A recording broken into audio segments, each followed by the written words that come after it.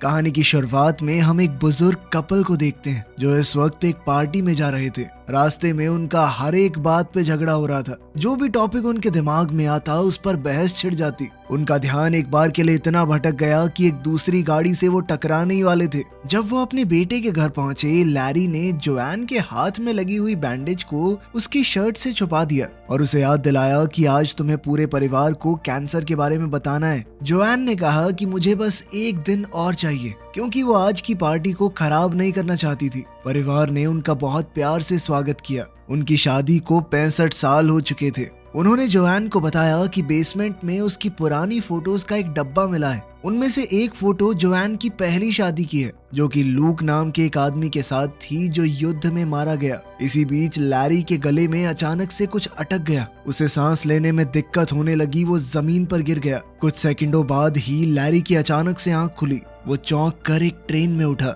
जब train station पर रुकी तो लैरी ने देखा कि बहुत सारे लोग हॉस्पिटल के कपड़े पहने हुए हैं। वो उनके पीछे चला और जल्दी ही जंक्शन में पहुंच गया। वहाँ लोग अजीबोगरीब बातें बोल रहे थे जो उसे समझ नहीं आ रही थी। लैरी ने रिसेप्शन पर खड़ी लड़की से कहा कि मुझे यहाँ पर किडनैप करके लाया गया है, लेकिन रिसेप्शनिस्ट ने कहा कि ऐसा कुछ नहीं हुआ है, आप यहाँ बैठकर अपने एसी का वेट कीजिए। कुछ घंटे बाद भीड़ कम हो गई और लैरी कुर्सियों पर ही सो गया था। तब एना आई और लैरी का नाम पुकारा। उसने बताया कि मैं तुम्हारी एसी हूँ, मतलब आफ्टर लाइफ कोऑर्डिनेटर। इसका मतलब साफ था कि लैरी मर चुका है और अब एना का काम है उसे सही जगह पर पहुंचाना। लैरी अभी भी इस बात को समझ नहीं पा रहा था कि वो मर चुका है। तभी एना ने लैरी को शीशा दिखाया। लैरी ये देखकर हैरान हो गया कि वो फिर से जवान हो गया है। एना ने बताया कि जब लोग जंक्शन पहुंचते हैं तो उनका शरीर वो वाला रूप ले लेता है जब वो अपनी जिंदगी में सबसे ज्यादा खुश थे। जब एना उसे बिल्डिंग दिखा रही थी तो लैरी बार बार बोलने लगा कि मुझे अपनी पत्नी के पास जाना है। परेशान होकर एना ने उसे एक चमाट दिया ताकि वो रोना धोना बंद करे। मरने के बाद भी रो रहा है, तू पागल है क्या? उसने ये भी बताया कि ये कोई स्वर्ग या नर्क नहीं है, ये बस थोड़े दिन का स्टॉप है जिसे तुम बदल नहीं सकते। एक बार चुन लिया तो चुन लिया। तभी एक अलार्म बजा और लैरी ने देखा कि सिक्योरिटी एक आदमी को पकड़ रही है। एना ने लैरी से कहा कि ये लाल दरवाजे से भाग कर आया होगा, तुम कभी ऐसा मत करना, ठीक है? फिर एना उसे टेम्परेरी रूम में ले गई और उसे अलग अलग धर्मों के हिसाब से आगे की दुनिया दिखाई। लैरी को इस कमरे में 7 दिन तक रहने को मिलेगा, जब तक वो अपनी आगे की जिंदगी को चुन नहीं लेता।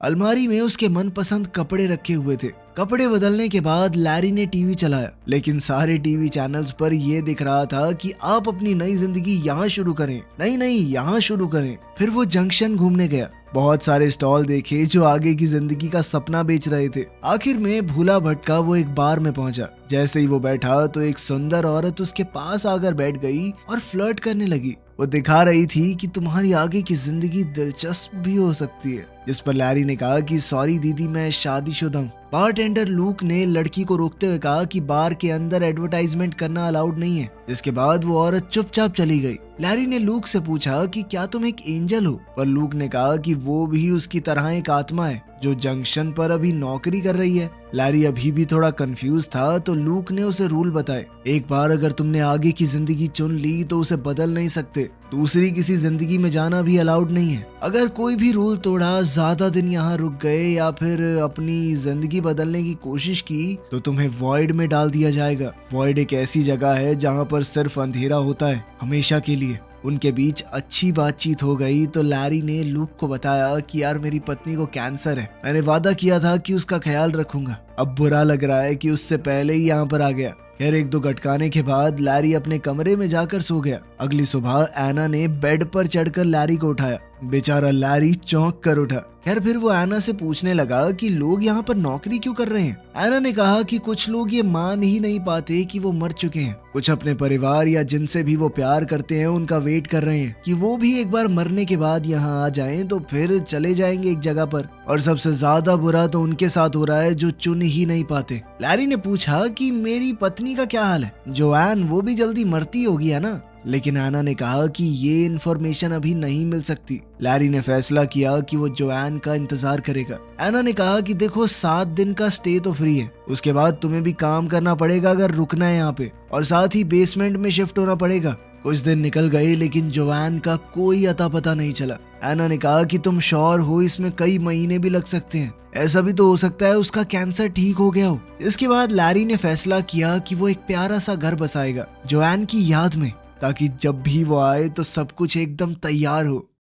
उस रात लैरी ने अपनी पत्नी के लिए एक चिट्ठी लिखी। उसी वक्त कैंसर से जोआन मर गई और वो भी ट्रेन में उठी। अगली सुबह एना लैरी को उसकी नई जिंदगी की तरफ ले जा रही थी। लैरी ने एना को चिट्ठी देकर कहा कि जोआन को दे देना, लेकिन एना ने कहा कि ये रूल्स के खिलाफ है, अगर हो पाया तो कर दूंगी, पक्का नहीं कह सकती। लैरी अब स्टेशन की तरफ गया जबकि जोआन ट्रेन से उतर रही थी। एस्केलेटर पर लैरी ने अपनी पत्नी को देखा, लेकिन जोआन ने उस पर ध्यान नहीं दिया। बेचैन होकर बेचारा लैरी भी वापस हो लिया। वहाँ जोआन शीशे में अपना जवान चेहरा देख रही थी। दोनों मिले और प्यार से गले लगे। जोआन पहले ही समझ गई थी कि वो मर चुकी है। उसने लैरी को डांटना शुरू कर दिया कि इस तरह से कौन मरता है, बेवकूफ हो गया, ध्यान से नहीं खा सकते। तभी वहाँ रायन आया जो कि जोआन का आफ्टर लाइफ कोऑर्डिनेटर है। वो जोआन को लैरी से अलग करके उसके पहले पति लूक के पास ले गया, जो बेचारा 67 साल से उसका इंतजार कर रहा था। जोआन लूक को देखकर बहुत इमोशनल हो गई। तभी लैरी बीच में कूद पड़ा। अरे कुछ नहीं होता, लोग मर जाते हैं यार, नॉर्मल चीज है, चलो बेबी अपनी दुनिया में चलते हैं, नई मैंने चुनी आपके लिए। लेकिन जोआन को समझ नहीं आ रहा था कि ये हो क्या रहा है। जल्द ही उसे पता चला कि उसे दोनों में से एक पति चुनना पड़ेगा, इसके साथ वो अपनी मनचाही जिंदगी बसा सकती है। तभी रायन सभी रूल्स समझाते हुए उसे कमरे में ले गया। कपड़े बदलने के बाद अब रायन जोआन को उसके ऑप्शन समझा रहा था। तभी लूक वहाँ पर आया। डर के मारे कि उसे दोनों में से एक को चुनना होगा, जोआन ने दरवाजा ही बंद कर दिया। रायन का तो कहना था कि लूक बहुत अच्छा है, वो 67 साल से तुम्हारा यहाँ पर इंतजार कर रहा है। उधर लैरी एना के सामने गुस्सा निकाल रहा था। एना ने बताया कि मेरा और जो रायन है ना, मतलब जोआन का एसी, हम पहले रिलेशनशिप में थे, हमारी लड़ाई हो रखी है ना, तो वो जान के भी तुम्हारे अगेंस्ट बोल रहा होगा। लेकिन लैरी कहने लगा कि मेरी और जोआन की शादी 65 साल की है, इतने साल तो वो लुक्खा लूक जिंदा भी नहीं रह पाया, हमारे साथ बच्चे हुए पूरी जिंदगी बिताई है हमने। उधर जोआन और लूक जंक्शन में वॉक पर गए। वो दोनों थोड़ा अजीब सा महसूस कर रहे थे। अचानक 2 गार्ड्स एक आदमी को पकड़ने के लिए भागे जो अपनी चुनी हुई जिंदगी से भाग रहा था। एक गार्ड ने लूक को हाय कहा और तुरंत जोआन को पहचान लिया, ये कहकर कि आखिरकार आप पहुंच ही गई यहाँ पर। ये सुनकर जोआन को बहुत अच्छा लगा, क्योंकि इसका मतलब साफ था कि लूक उसके बारे में बात करता है। गार्ड्स के जाने के बाद लूक ने जोआन को रूल समझाए और साथ ही अपने प्यार का इजहार कर दिया। उसने कहा कि मैं हर दिन तुम्हारे बारे में सोचता था। वो प्यारी बातें बोलता रहा और उसे किस करने की कोशिश की, लेकिन जोआन पीछे हट गई क्योंकि उसे अजीब लग रहा था। उसने कहा कि मुझे सोचने के लिए थोड़ा वक्त चाहिए और फिर जल्दी से वहां से भाग गई।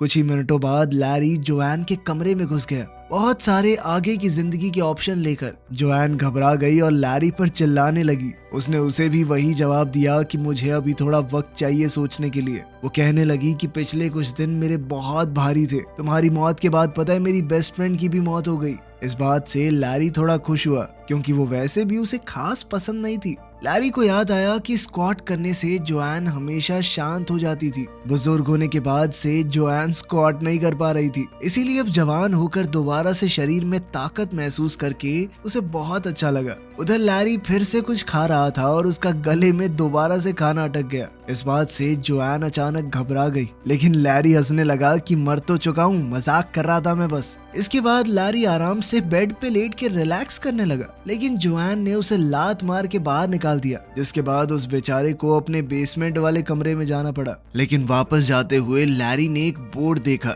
जिसके ऊपर मरे हुए सिंगर डीन मार्टिन के शो का प्रमोशन था। जोआन को वो सिंगर बहुत ज्यादा पसंद है, इसलिए लैरी ने एना से शो अरेंज करने को कहा। जब लैरी अपने नए रूम में पहुंचा तो ये देखकर चौंक गया कि कितना छोटा कमरा दिया है उसे। अगली सुबह लैरी जोआन को वेटिंग एरिया में ले गया। वहाँ एना उस सिंगर को गाने के लिए ले आई और खुद पियानो बजा रही थी, लेकिन वो आदमी अजीबोगरीब बर्ताव करने लगा, सीढ़ियों से भी गिर गया। तब उन्हें समझ आया कि ये कोई असली डीन मार्टिन नहीं है, कोई बहरूपिया है, मरने के बाद भी नकल कर रहा है, कितना गंदा आदमी है ये। लूक तुरंत उसके पास आया, उसे खींचकर अपने साथ ले गया और एक मुक्का दे मारा। फिर रायन की मदद से लूक ने जोआन को फूल देने की कोशिश की, लेकिन लैरी ने फिर से बीच में बोलना शुरू कर दिया, ये चीटिंग है, फूल फाल कैसे दे रहा तू, मैं दे रहा हूँ कोई गिफ्ट। दोनों आदमी फिर से झगड़ा करने लगे और अब जोआन को बहुत ज्यादा गुस्सा आ रहा था, तो उसने चिल्लाकर दोनों को चुप करवा दिया। इसके बाद जोआन एना और रायन को अपने कमरे में ले गई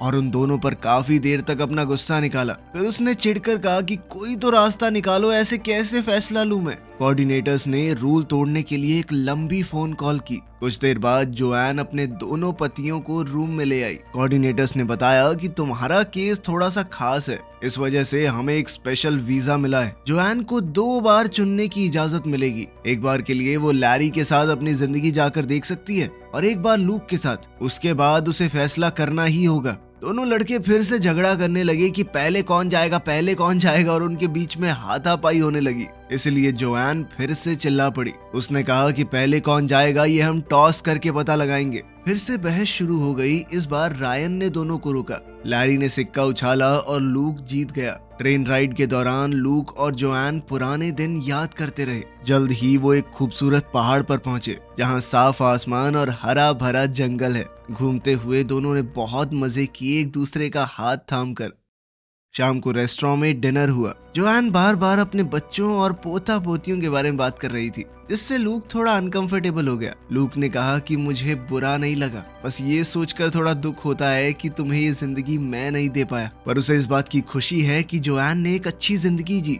जोआन ने कहा कि मैंने कुछ वक्त तक तुम्हारा इंतजार किया था, पर फिर क्या करती, तुम चले गए थे। मरने के बाद कोई लौट कर थोड़ी आता है। फिर लूक जोआन को एक जगह पर ले गया जिसे आर्काइव्स कहते हैं। ये यहाँ पर हर चुनी हुई जिंदगी में होती है, जहाँ आत्माएं अपनी जिंदगी की यादें दोबारा देख सकती हैं। दोनों ने अपने रिश्ते के सारे जरूरी पल देखे। वो पहली मुलाकात, पहली बार एक दूसरे को चूमना, शादी का दिन और जंग पर जाने से पहले का वो आखिरी वादा। जोआन ने आखिरकार फिर से लूक को चूम लिया। उसने बताया कि मैं टूट गई थी तुम्हारे मरने के बाद। यादें आगे चलती रही और लूक ने देखा कि कैसे लैरी ने जोआन को प्रपोज किया। ये देखकर लूक गुस्से में बिल्डिंग से बाहर निकल गया। उसने कहा कि लैरी ने एक दुखी औरत की फीलिंग्स का फायदा उठाया है, मौका देखकर चौका मारा है उसने। जोआन ने समझाने की कोशिश की कि ऐसा कुछ नहीं है, लेकिन लूक ने नहीं सुना। इसी बीच लैरी भड़क रहा था, क्योंकि लूक सबको बताता था कि मैं जंग में मारा गया लड़ते हुए दुश्मन से। अब इस तरह वो खुद को हीरो दिखाएगा तो कोई कैसे लड़े। लैरी को डर था कि कहीं जोआन उसे न चुन ले। इस पर एना ने कहा कि जोआन को याद दिलाना कि वो उससे प्यार क्यों करती थी। लैरी ने कहा कि मुझे तो खुद भी नहीं पता वो क्यों प्यार करती थी मुझसे, लेकिन मैं एक इंसान को जानता हूँ जो शायद बता सकती है। कुछ देर बाद लैरी जोआन की बेस्ट फ्रेंड कैरन से मिला, जो काफी बूढ़ी लग रही थी। कैरन ने बताया कि उसके सबसे ज्यादा खुश दिन तब आए जब उसका पति मर गया, क्योंकि तभी वो खुलकर अपनी जिंदगी जी पाई। खैर, कैरन ने बताया कि मुझे तुम शुरुआत में बिल्कुल पसंद नहीं थे, पर धीरे धीरे अच्छे लगने लगे। लैरी ने पूछा कि मुझे घंटा फर्क नहीं पड़ता, तुम बताओ कि जोआन मुझे क्यों पसंद करती है। कैरन ने कहा कि मुझे क्या पता, लेकिन इतना जरूर कह सकती हूँ कि तुमने जोआन को बहुत खुश रखा है। इसके बाद लैरी लूक के कमरे में गया कोई राज ढूंढने के लिए। दीवारों पर निशान है जो दिखाते हैं कि लूक अपनी मौत के बाद हर एक दिन गिन रहा था और अपनी किताब में वो जोआन की ड्राइंग्स बना रहा था। तभी लूक वहां आ गया और लैरी पर चिल्लाने लगा कि तूने जोआन के साथ गलत किया है। जब वो दुखी थी तो तूने मौके पर चौका मारा है। दोनों बेकार सी लड़ाई में उलझ गए। इसी धक्का मुक्की में लैरी का लेटर उसकी जेब से गिर गया। अब लूक कहने लगा कि जहां पर तुमने प्रपोज किया उस जगह को मैं और जोआन अपनी खास जगह मानते थे, तो सीधी सी बात है जोआन वहां पर मेरे जाने के बाद अकेला महसूस करेगी। तूने उसी चीज का फायदा उठा के पटा लिया उसे। अगले दिन लैरी जोआन को एक दूसरी जिंदगी दिखाने बीच पर ले गया। वो जिंदगी काफी पॉपुलर थी, तो बहुत सारे लोग थे वहां पर। वो दोनों बातें करने लगे और एक दूसरे को चूमने ही वाले थे कि तभी एक लड़के ने बॉल से लैरी को मार दिया और फिर मूड खराब करने के लिए कहने लगा, तुम्हें पता है मैं कैसे मरा। खैर, बाद में दोनों समुद्र में अपनी बोट लेकर गए। लैरी ने जोआन से माफी मांगी कि तुम्हारी मौत के वक्त में साथ नहीं था। साथ ही वो इस तरह की बातें मारने लगा कि हमारे बच्चे हमें साथ देखते तो कितने खुश होते। इस पर जोआन कहने लगी कि तुम मेरा दिमाग बदलने की कोशिश कर रहा है ना, चालाक कहीं के। बच्चों की बात किसको बता रहा है? और उनके बीच में फिर से झगड़ा हो गया। अब जोआन कहने लगी कि तुम समझ नहीं पा रहे मेरी सिचुएशन। मैंने अलग अलग वक्त पर तुम दोनों से ही प्यार किया है, तुम दोनों के साथ सारी जिंदगी रहने की कस्में खाई हैं। इस पर लैरी कहने लगा कि अगर मैं लूक की जगह होता तो मैं भी तुम्हारा इंतजार करता। वापस आकर जोआन ने लैरी के साथ अपनी बीती यादें देखना चाहा, पर लैरी ने मना कर दिया। उसका कहना था कि यादों में इंसान खुद को खो सकता है। वो जोआन को इससे बचाना चाहता था। जोआन को लगा कि लैरी डर रहा है कि पता नहीं क्या निकल आएगा। खैर दोनों किनारे पर बैठकर अपनी पहली डेट की बात करने लगे। लैरी ने कहा कि मैं बस तुम्हें हमेशा एक बेहतर जिंदगी देना चाहता था। उधर जंक्शन में लूक को लैरी का वो लेटर मिल गया। उधर जोआन और लैरी अपनी डेट से वापस आए, एक दूसरे को चूमा तो लैरी ने कहा कि मुझे फर्क नहीं पड़ता हम कहाँ पर जाते हैं, बस साथ होने चाहिए। तभी लूक ने लैरी का वो लेटर जोआन को दे दिया। ये पढ़कर जोआन को पता चला कि लैरी तो लगभग चला गया था, बस उसने जाते वक्त उसे देख लिया तो रुक गया। फिर उनके बीच एक और झगड़ा शुरू हो गया। जोआन ने लैरी को सेल्फिश कहकर पुकारा। इस पर लैरी ने कहा तो मैं भी तो तेरी सेकंड चॉइस था, और ये लुक्खा लूक, इसने भी बहुत सारी आत्माओं के साथ गुलू गुलू किए। इस पर लूक गुस्से में चिल्लाया कि 67 सालों में 2-4 आत्माओं के साथ गुलू गुलू कर ली तो क्या हुआ? इंतजार तो मैं जोआन का ही कर रहा था ना, आखिर आत्मा की भी कोई नीड्स होती हैं। अब दोनों कहने लगे कि एक बार चुन लो, बस हमें नहीं पता। लेकिन अभी जोआन को और वक्त चाहिए था, इसलिए कोऑर्डिनेटर्स दोनों आत्माओं को वहां से ले गए। कैरन थोड़ी देर बाद जोआन के पास एक ड्रिंक लेकर आई और तब जोआन फूट फूट कर रोने लगी। कैरन ने उसे संभाला और उसका ध्यान भटकाने के लिए अलग अलग फन बूथ्स पर लेकर गई। जोआन शराब पीते हुए अपनी हालत बताती रही। तब कैरन ने उसे याद दिलाया कि तुम मर चुकी हो। याद है शादी के बाद क्या बोलते हैं कि मैं तुम्हारा साथ दूंगी जब तक मौत हमें जुदा न कर दे। मौत ने जुदा कर तो दिया, इतना क्या सोच रही है? अपने हिसाब से जी अपनी जिंदगी को। उधर बार में लैरी और लूक भी काफी ज्यादा पी रहे थे। 4-4 पैग लगाने के बाद उन दोनों के बीच में भी बॉन्ड बनने लगा। वो एक दूसरे की तारीफ करते हुए कहने लगी कि वो लड़की हमारे लायक नहीं है भाई, हम दोनों बहुत बढ़िया इंसान है यार। अगली सुबह जोआन हैंगओवर में पड़ी थी, लेकिन उसने फैसला बना लिया था। उसने अपने दोनों पतियों को बुलाया और कहा कि मैं बहुत खुशकिस्मत हूँ कि तुम दोनों के साथ जिंदगी बिता पाई, लेकिन अब मैं एक को चुनकर दूसरे के लिए बुरी नहीं बन सकती। मुझे हमेशा गिल्ट महसूस होता रहेगा, इसीलिए मैं तुम दोनों को ही नहीं चुनूंगी। मैं अपनी बढ़िया जिंदगी जी रही हूँ, तुम अपनी जियो। बाद में जोआन तैयार हुई और फैसला किया कि वो कैरन के साथ अपनी आगे की जिंदगी बिताएगी। दोनों दोस्त मजे करेंगे। उधर लैरी ने लूक को बताया कि तुम सही थे, मैंने उस जगह पर इसलिए प्रपोज किया था क्योंकि मैं तुम्हारी यादें जोआन के दिमाग से निकाल देना चाहता था। मर भी शायद इसलिए गया क्योंकि तुम्हारी शादी की पिक्चर देख ली थी। इस पर लूक ने भी जवाब दिया कि तूने जोआन के साथ जो जिंदगी जी है उससे मुझे भी बहुत जलन होती है। फिर लैरी को याद आया कि उन सब का शरीर वैसा दिखता है जैसे वो अपनी जिंदगी के सबसे खूबसूरत पलों में दिखते थे। लूक बिल्कुल वैसा दिखता है जब जोआन उससे शादी करने को मान गई थी। लैरी वैसा दिखता है जब जोआन उसके दूसरे बच्चे के साथ प्रेग्नेंट थी। ये सोचकर लैरी को अचानक से कुछ समझ आया। वो भागकर जोआन के पास गया। स्टेशन पर लैरी ने जोआन को ट्रेन में ढूंढ लिया और उससे कहा कि एक आखिरी बार बात करने के लिए नीचे आ जाओ। उसने कहा कि तुम्हारे बाल लंबे हैं, हमारी शादी के दौरान तुम्हारे बाल छोटे थे। इसका मतलब ये है कि तुम लूक के साथ जब थी तो वो तुम्हारी जिंदगी के सबसे खूबसूरत पल थे। तुम उसे चुनो ना, हमेशा खुश रहो। पहले तो जोआन ने मना किया, लेकिन लैरी ने कहा कि यही सही है। दोनों रोते हुए एक दूसरे से आखिरी बार गले लगे। कुछ समय बाद लूक और जोआन अपनी आगे की जिंदगी के लिए ट्रेन में जा रहे थे। लैरी जंक्शन में घूम रहा था क्योंकि वो नहीं जानता उसे कहाँ जाना है। तब उसने देखा कि एना और रायन वापस साथ आ गए और उसे उनके लिए खुशी हुई। उधर लूक और जोआन ने अपनी नई जिंदगी शुरू की। वो एक दूसरे के साथ खुशी खुशी रहने लगे। लेकिन समय के साथ जोआन को डाउट होने लगा। वो अपनी पिछली यादें देखने गई और लैरी से पहली मुलाकात वाली मेमोरी देखी। अगले कुछ दिनों तक लूक जोआन को अलग अलग एक्टिविटीज पर ले गया, लेकिन जोआन को कुछ भी अच्छा नहीं लग रहा था। हर रात वो आर्काइव्स में जाकर लैरी के साथ अपनी जिंदगी को देखती। क्लर्क ने कहा कि इतना ज्यादा यादों में रहना सही नहीं होता, आगे बढ़ना जरूरी है। एक रात लूक ने कहा कि कितनी परफेक्ट जिंदगी है ये, लेकिन जोआन के पास कोई जवाब नहीं था। अगली सुबह लूक फिर से किसी हाइक पर जाना चाहता था, लेकिन अब जोआन टूट गई। उसने कहा कि उसने लूक को चुनकर गलती की। इस पर लूक गुस्सा हो गया और चिल्लाने लगा। जोआन ने समझाया कि मैं तुम्हारे साथ सबसे ज्यादा खुश थी क्योंकि वो जवानी का प्यार था, ना घर के किराए की टेंशन, ना नौकरी की, ना बच्चों की। लेकिन प्यार सिर्फ अच्छे पल नहीं होते, उसमें अच्छी बुरी यादें सब होती हैं। उसने कहा कि तुम 67 साल पुरानी जोआन से प्यार करते हो, लेकिन मैं अब बदल चुकी हूँ। जोआन ने फैसला किया कि वो वापस जाने की कोशिश करेगी, चाहे पकड़ी ही क्यों ना जाए। वो रोते हुए बोली कि मैं तुमसे प्यार करती थी, लेकिन अब लैरी से करती हूँ। कुछ घंटे बाद जोआन भागने का प्लान बनाते हुए चाकू से दरवाजा खोलने की प्रैक्टिस कर रही थी। तब लूक वापस आया और कहा कि मैं तुम्हारी मदद करूंगा। दोनों आर्काइव्स में गए, वहीं पर वो लाल दरवाजा था। अब लूक क्लर्क के सामने दुखी होने का नाटक करने लगा। भाई मेरी जिंदगी बर्बाद हो गई यार, मैं बहुत परेशान हूँ। जैसे ही गार्ड का ध्यान भटका, जोआन चुपके से अंदर चली गई। लूक भी नॉर्मल क्लाइंट बन के अंदर चला गया। दोनों ने अपनी शादी की यादें देखी और एक आखिरी बार अलविदा कहा। जोआन अपनी मेमोरीज के पीछे जाकर लाल दरवाजे में घुस गई, जो उसे अपने बचपन की यादों के कॉरिडोर में ले गया। अलार्म बजने लगा और गार्ड्स आ गए। जोआन जल्दी से भागकर लूक की मौत वाली मेमोरी के दरवाजे में घुस गई। वॉशिंग मशीन के दरवाजे ने उसे लैरी के साथ झगड़े वाली मेमोरी में गिरा दिया। गार्ड्स पास आ रहे थे। जोआन ने दरवाजे को कुर्सी से ब्लॉक कर दिया और जल्दी से ऊपर भागी, जहां उसे अपना पुराना वर्जन दिखाई दिया। बूढ़ी जोआन ने मरते हुए भी लैरी का नाम लिया, जबकि हमारी जवान जोआन बेड के नीचे छुपने की कोशिश करने लगी। गार्ड्स उसके पीछे थे, लेकिन जोआन अब रेंगती हुई ट्रेन ट्रैक्स पर पहुंच गई।